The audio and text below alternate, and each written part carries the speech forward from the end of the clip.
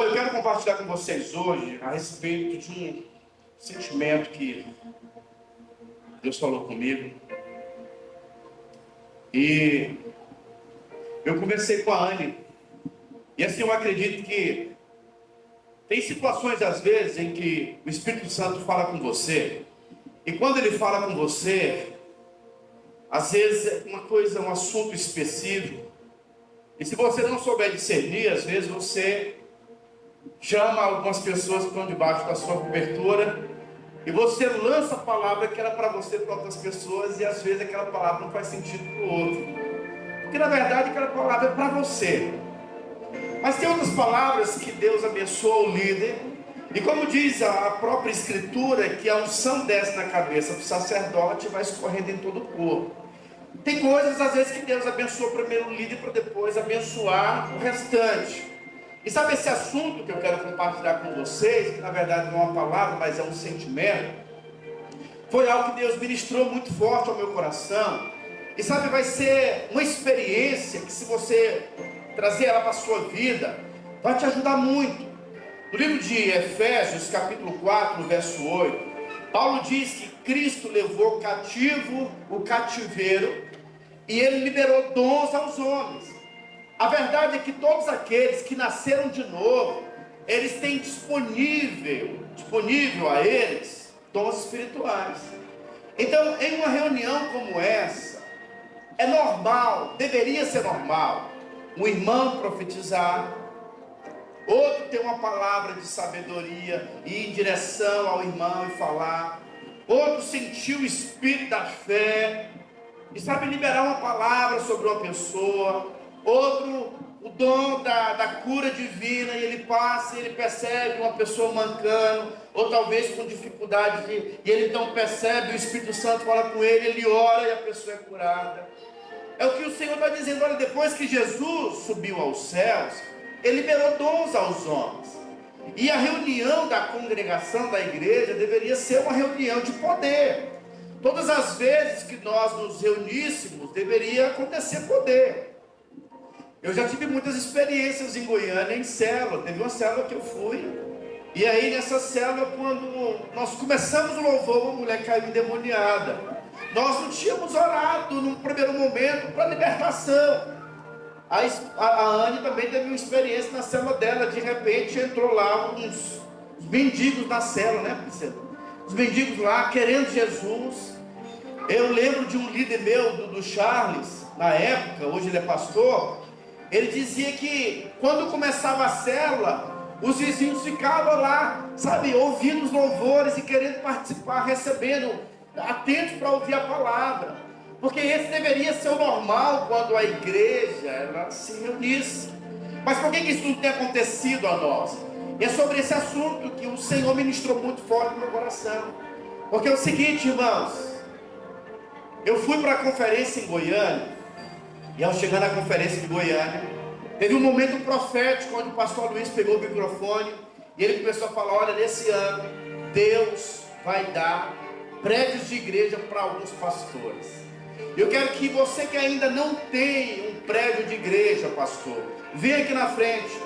E eu fui, mas sabe, eu fui, e quando eu fui, na minha cabeça eu estava assim: poxa vida, a igreja é pequena, mal a gente está tendo aí, sabe, recurso para pagar aí todas as despesas e demandas.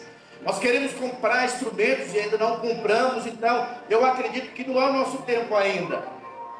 Mas sabe, às vezes você fica negociando com Deus. Deus não quer saber qual que é a sua condição. Não sei se vocês sabem, mas Zacarias, ele foi para o templo, ele era um sacerdote, ele foi orar. E quando ele foi orar, ele pedia para Deus um filho, mas ele já era velho, a sua esposa Isabel também era velha. E no momento da sua oração, Gabriel veio ter com Zacarias. E Gabriel diz para Gabriel, é o anjo. Ele fala para Zacarias: olha, a tua oração foi ouvida, e você vai ter um filho, e o nome do filho vai ser João, e ele irá converter o coração dos pais aos filhos e dos filhos aos pais. E aí de repente Zacarias fala: Senhor, mas como que isso vai acontecer? Eu já sou velho e a minha esposa é avançada em dias. Ou seja, ele ficou um pouco, ele foi até gentil, não chamou a sua esposa de velha, mas disse: olha, ela já é avançada em dias. Qual que é o sinal que o Senhor vai me dar? E o interessante é que o anjo falou o seguinte: o sinal é o seguinte, Zacarias, até que a criança venha, você vai ficar mudo. Por quê? Porque o anjo sabia que palavras são sementes do reino espiritual. Sabe, palavras mudam o contexto espiritual. Deus criou o mundo usando a sua palavra. Deus então, ele disse: haja luz e houve luz, e haja, e todas as vezes que Deus falava, ele criava as coisas pela palavra. O apóstolo Paulo, no livro de Efésios, capítulo 5, verso 1, Paulo diz assim, ó: sejam, pois, imitadores de Deus como filhos amados. E como que nós imitamos a Deus? Diga assim: falando. Nós temos o poder de criarmos o nosso futuro por meio das palavras proféticas. E aí o Senhor, Gabriel, então diz para Zacarias: a prova é que você vai ficar mudo. Por quê? Porque ele tinha de alguma forma duvidado no coração. Mas o mesmo anjo apareceu para Maria e disse: olha, você foi agraciada, você vai ter um filho, o seu filho vai ser o Messias, o nome dele vai ser Jesus. E eu falo para você, Maria, você vai ser mãe do Salvador. E aí Maria já teve uma atitude diferente. Maria disse: que a tua serva faça o teu querer, Senhor. Sabe, ela creu na palavra do profeta. Ela, na verdade, na palavra do anjo. Ela creu. E ela então pôde trazer à existência o Deus que se fez homem.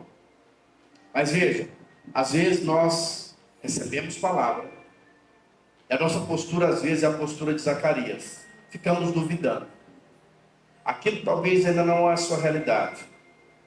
E quando isso acontece, às vezes nós não recebemos, porque não é um desejo do nosso coração. Sabe, se você pede algo para Deus, e aquilo ainda não é um desejo profundo do seu coração, você não vai receber. E o que Deus falou comigo? E qual que é a palavra que eu quero compartilhar com vocês hoje? Qual que é o sentimento? Deus não vai dar aquilo que nós não queremos. Se não é um desejo no seu coração, Deus não vai dar. Tiago diz assim, ó: vocês não têm, porque vocês não pedem.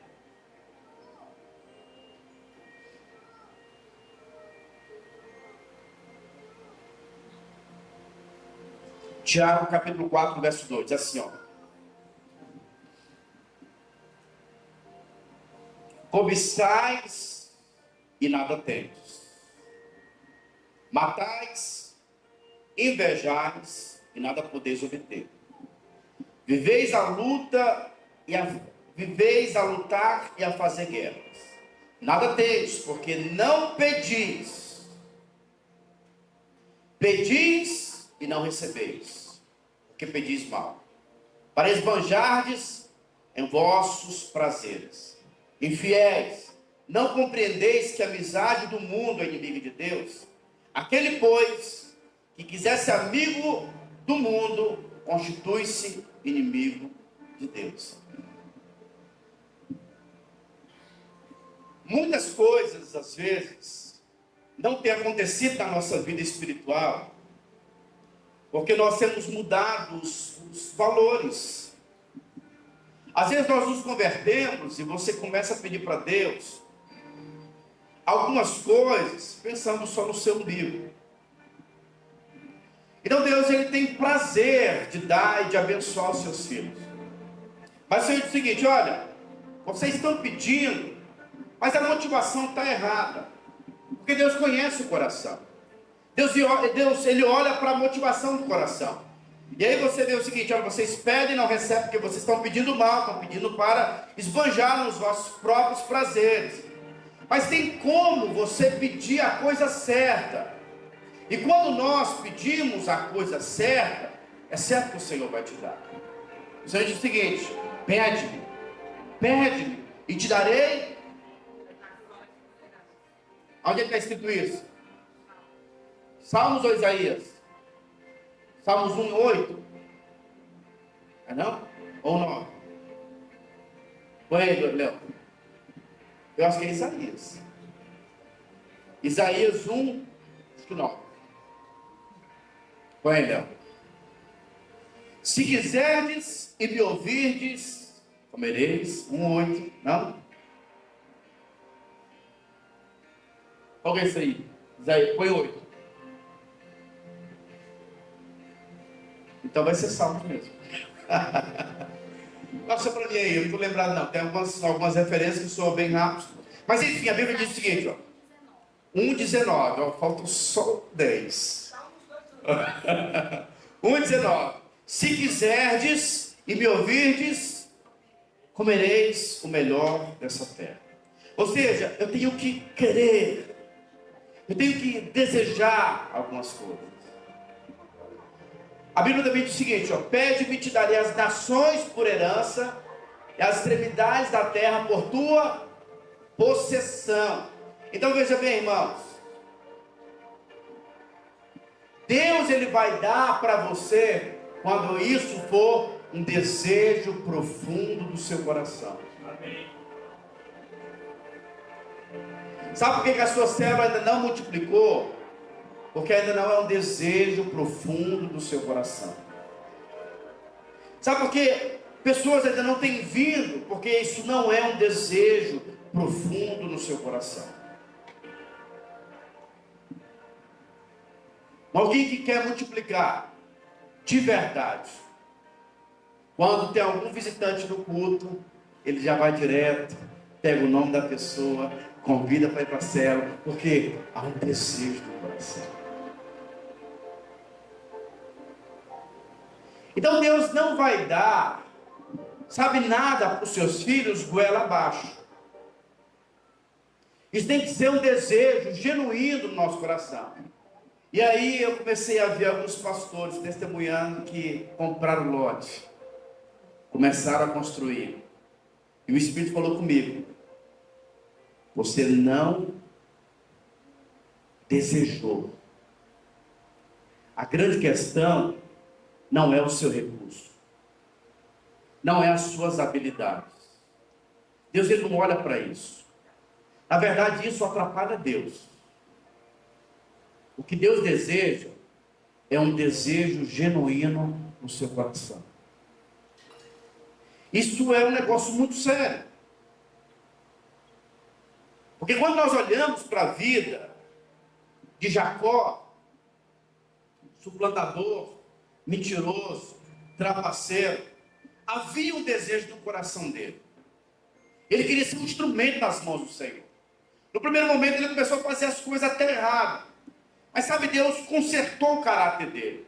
Deus começou a mover a vida de Jacó. Deus tem que tirar algumas coisas. Uma delas, quando nós olhamos para a vida de Jacó, você vai perceber que Jacó era mentiroso. Ele mentiu para o pai dizendo que era o seu irmão. Mas quando ele vai para o Val de Jaboque, agora é o Pai Celestial que fala com Jacó dizendo o seguinte: como você se chama? Porque o primeiro pai pergunta para ele: quem é você? Ele fala: não, eu sou Esaú, o teu filho. Mentiu, e agora Deus está dando para ele uma oportunidade de mudar o caráter dele. Como você se chama? Aí agora ele assumiu dizendo: Senhor, eu percebi que há um desejo no meu coração. Eu quero sim cumprir a tua vontade, o teu querer. E o meu nome é Jacó. Naquele momento Deus então mudou a história de Jacó. Porque Jacó estava voltando para a casa do seu pai. Ele estava indo para resolver pendências de relacionamento com seu irmão. Ele estava com medo de morrer, porque o irmão queria matá-lo.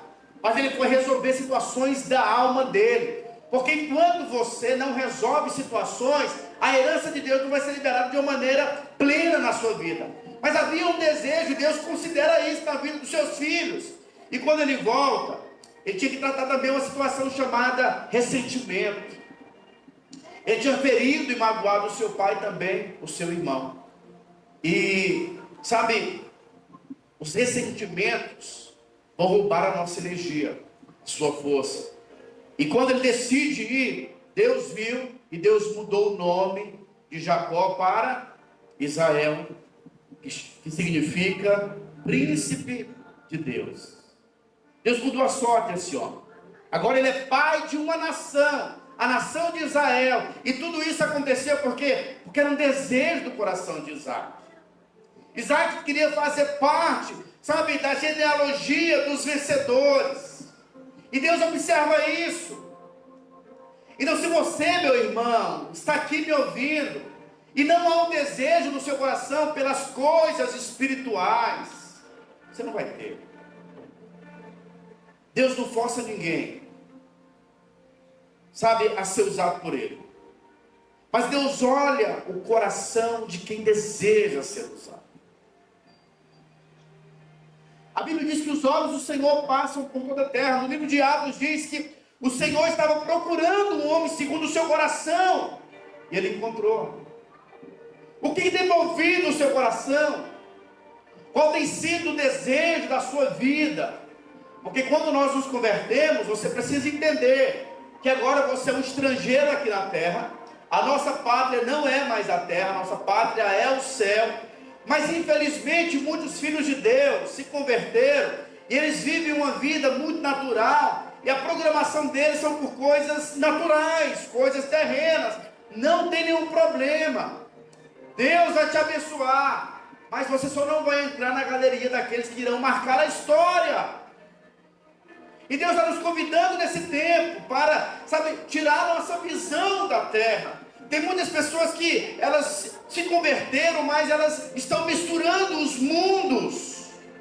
Elas se converteram, mas sabe, a vida delas está fundamentada aqui na terra, nas coisas terrenas, nas coisas naturais. João disse: olha, o mundo passa, bem como o desejo pelo mundo. Agora aqueles que fazem a vontade do Senhor irão permanecer eternamente. Nós estamos entendendo? Amém. E aí, meu irmão, às vezes a gente pode falar assim: pastor, a gente não vê muita cura e milagre na vida da igreja porque nós não temos orado o suficiente, nós não temos lido a Bíblia o suficiente, nós não temos jejuado o suficiente. Mas eu ouso te afirmar que tudo isso é verdade, mas a grande questão é o desinteresse espiritual. Não é uma prioridade para nós ainda. Sabe, não é um desejo profundo pelas coisas de Deus. Fala: Senhor, eu quero ser usado no tempo da minha oportunidade. Irmãos, eu estava vendo uma foto com a família do pastor Adriano. O pastor Adriano estava com o cabelo pretinho, a Delinha estava com 1 ano de idade, acho que era 1 ano, né? 1 ano e meio de idade. E aí o que acontece? 8 meses. Passou rápido, pastor Adriano. E às vezes o tempo da nossa oportunidade passou, ou não. Então nós temos que falar o seguinte: Senhor, eu quero ser usado pelo Senhor. E acredite em mim, irmãos, você não vai nas conferências, não é porque você não tem dinheiro, é porque você não quer. Ah, pastor, acho que eu não vou nessa conferência porque eu estou apertado, estou sem dinheiro. Mentira. O dinheiro não determina aonde o homem de Deus vai, onde a mulher de Deus vai. Eu vi essa mesa da ceia para comprar, e quando eu vi, eu falei o seguinte: eu entendi como que é. Eu entendi como que funciona. E aí, no primeiro momento, a gente fica com aquele preconceito: poxa, será se a gente vai ter condições de comprar uma dessas nesse momento da igreja? Mas Deus já falou que todas as coisas começam com o coração desejoso. O Espírito Santo falou comigo também uma parábola que Jesus disse assim: ó, se o grão de trigo, o grão de mostarda, ele é o menor entre todos, mas lançado na terra se torna a maior das hortaliças. E eu falei, mas o que significa isso, Jesus? O Espírito falou comigo, Silvana. Às vezes, nós achamos que fazer consolidação com o irmão aqui é pouca coisa. Mas se você fizer uma consolidação com o irmão aqui certinho, e você faz a consolidação com o outro, isso pode se tornar uma grande hortaliça, uma grande árvore. Sabe aquele trabalho, formiguinha no reino de Deus, vai ter uma grande repercussão. Um DNA está sendo lançado. Mas sabe, às vezes, na nossa infantilidade, nós clamamos por coisas grandes. O Senhor está dizendo, não, no reino dos céus, você tem que ser fiel no pouco. Sabe, então, quando nós somos fiéis no pouco, como aconteceu com Davi, cuidando das ovelhas do pai, e ele é fiel, ao ponto de não permitir que o urso devorasse aquelas ovelhas, e depois ele também se posicionou em relação ao leão, quando veio para devorar o seu rebanho, ele se posicionou. Mas nós temos às vezes alguns líderes que são passivos. O urso está vindo na célula, está pegando todo mundo na célula. Ele fica passivo. O leão vem e destrói tudo. E ele não é como Davi. Deus nunca vai colocar essa pessoa no próximo estágio da grandeza. Porque não é um desejo do seu coração, sabe, de cuidar daquilo que é a maior prioridade da terra. Deixa eu te falar uma coisa. A maior prioridade de Deus na terra chama-se igreja. Não é nem gente não, é a igreja. A Bíblia diz que o Filho de Deus veio, morreu, ressuscitou, e todos aqueles que se tornaram filhos de Deus, agora compõem a igreja. E Jesus disse para Pedro, olha, Pedro, eu estou te falando que você teve uma revelação, que você é pedra, e sobre essa pedra que sou eu vou edificar a minha igreja, porque a igreja não é de Pedro, a igreja não é do pastor Leandro, nem do pastor Adriano, a igreja é do Senhor Jesus. Ele falou, olha, eu vou edificar a minha igreja, e as portas do inferno não vão prevalecer contra a igreja. Então é o seguinte, os olhos do Senhor estão voltados para a igreja, como o pastor Adriano começou muito bem hoje o culto falando sobre a igreja. Então assim, se o Filho de Deus morreu e ressuscitou para construir, edificar, começar a igreja, ele morreu por ela, entregou a sua vida, tudo que ele tinha em função dela. O que é tão importante para Deus na terra, mais do que a igreja, se o Filho de Deus se preocupou com ela? Então, se a energia de Cristo estava voltada na igreja, essa também deve ser o nosso encargo, a nossa vocação. Agora eu tenho algo para te falar. Você tem que ser alguém que propõe-se a amar o noivo mais do que a noiva. A nossa maior ênfase precisa ser desenvolver um grande relacionamento com o noivo. Porque ele é o nosso combustível, e é ele quem está edificando a sua igreja, é ele quem vai te dar o combustível que você necessita. A Bíblia diz que quando o Senhor chama Moisés, ele diz para Moisés, a Bíblia, eu vou dar um pano de fundo aqui para muita gente que às vezes não conhece o contexto bíblico, mas a Bíblia conta que Moisés era filho da filha de Faraó, mas ele era um hebreu, viveu muito tempo no palácio, estudou nas melhores universidades, ele conhecia toda a ciência do Egito. A flor da sua força, da sua capacidade, ele vê um egípcio maltratando um hebreu, e ele fica indignado porque dentro de Moisés havia um desejo de libertar os seus conterrâneos, o seu povo. E ele então mata o egípcio. Aquilo cai no ouvido de algumas pessoas, e Moisés então foge, vai para o deserto, passa um bom tempo no deserto, 40 anos, e aí aos seus 80 anos de idade, Moisés, no deserto, ele vê uma sarça pegando fogo. E aí ele percebe que aquela sarça era diferente das outras sarças que pegavam fogo no deserto. Porque era comum sarça pegar fogo, porque era muito seco. Mas aquela em especial, era uma sarça que pegava fogo e ela não se consumia. Aquele fogo não consumia a sarça. E de dentro daquela sarça, uma voz chamou por Moisés, que era a voz do Senhor: Moisés, Moisés, tira a sandália dos seus pés, porque a terra que você está pisando é uma terra santa. E aí o Senhor começa a falar com Moisés.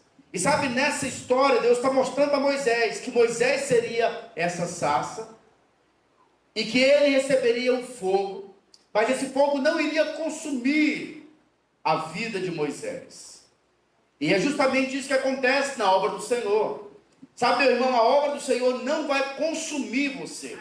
Pelo contrário, o fogo de Deus vai te capacitar para você edificar uma obra muito poderosa na presença do Senhor. Então, quanto mais nós nos envolvemos na obra de Deus, mais fogo do céu nós vamos ter. E era comum na história da igreja, no livro de Atos, capítulo 2, na verdade, você começa a ler o livro de Atos, em todos os capítulos, a menção do povo orando. E a Bíblia diz que os apóstolos disseram: olha, quanto a nós iremos nos consagrar à oração e ao ministério da palavra. Porque quanto mais cheio da palavra, quanto mais cheio do Espírito Santo, mais eu serei impulsionado a amar e a cuidar da igreja do Senhor. Sabe, cuidar de gente, formar discípulos, investir a nossa vida em função de coisas que têm valores eternos. E para finalizar esse período tão precioso nosso, uma coisa que tudo que eu falei para você, se talvez você não lembrar de nada, lembra só disso. Deus vai mover na sua vida espiritual a partir do seu coração. Se houver um desejo do seu coração pelas coisas de Deus, aí Deus ele então vai liberar recursos do céu sobre a sua vida. Amém. John Wesley, ele fez uma oração dizendo: Senhor, eu não quero muito, me dá 30 homens que não pensem em mais nada, que não se dediquem mais nada, senão na obra do Senhor, sejam apaixonados pelo Senhor, e com esses homens eu vou transtornar o mundo.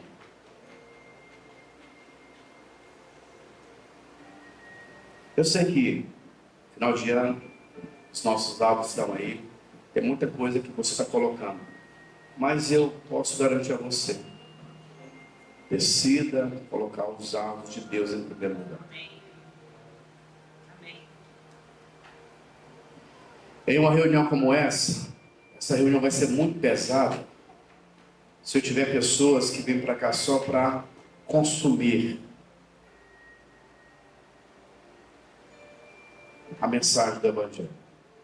Mas se eu tiver aqui pessoas que são sacerdotes, que saem de casa dizendo o seguinte: eu não quero saber o que eu vou receber apenas, mas eu quero poder contribuir. Sabe, nós precisamos ser aquela igreja que diz: Senhor, eu quero poder ser usado pelo Senhor de alguma forma, dando uma palavra, um abraço, passando o rodo no chão, alguma coisa, mas eu quero ser usado pelo Senhor. É, sabe, uma igreja infantil nunca vai crescer. Existe uma igreja infantil. A igreja infantil não cresce. Por quê? Porque a igreja infantil é a igreja de pessoas que não querem assumir responsabilidade. Na verdade, elas não sabem o que elas querem. Elas querem apenas ser cuidadas. Isso é muito bom. Mas eu posso garantir a você: há um privilégio para aqueles que são colunas da casa de Deus. A multidão não conhecia o coração de Jesus, mas os discípulos, eles conheciam os segredos do coração de Jesus. O meu convite hoje a você é esse: Deus, eu quero poder ser usado pelo Senhor. Defina algumas coisas do seu coração, meu irmão. Defina algumas sabe, alguns alvos diante do Senhor em 2025. Quantas pessoas você quer ganhar para Jesus? Se isso não for um desejo do seu coração, Deus não vai te dar. Às vezes Deus não tem dado a você ainda algumas vidas que pertencem a você, que na verdade você tem negociado muito em relação. Ainda não é um desejo ardente dentro de você. E Deus sabe muito bem disso. Mas quando isso se torna uma santa obsessão do seu coração, vai acontecer. Porque a pessoa mais preocupada é o Senhor. É o Senhor. Então você não sabe o que pode acontecer com uma pessoa que decide se entregar a Deus, a voz do Espírito. Sabe, então nós temos que sair daqui e falar o seguinte: Senhor, eu não quero andar sem equipe. Eu preciso de pessoas junto comigo. Eu vou cuidar de gente. Eu vou ser um anfitrião que vai marcar a vida de pessoas, marcar a história de pessoas. Senhor, eu quero nesse ano ler e conhecer mais o Senhor. Eu quero fluir nos dons espirituais. Quero ouvir a tua voz. Que as escamas sejam removidas dos meus olhos. Posso estar me entendendo? Você quer isso para a sua vida? Mas ao mesmo tempo eu louvo ao Senhor. Por quê? Porque nós só somos igreja porque algumas pessoas decidiram responder ao chamado de Deus.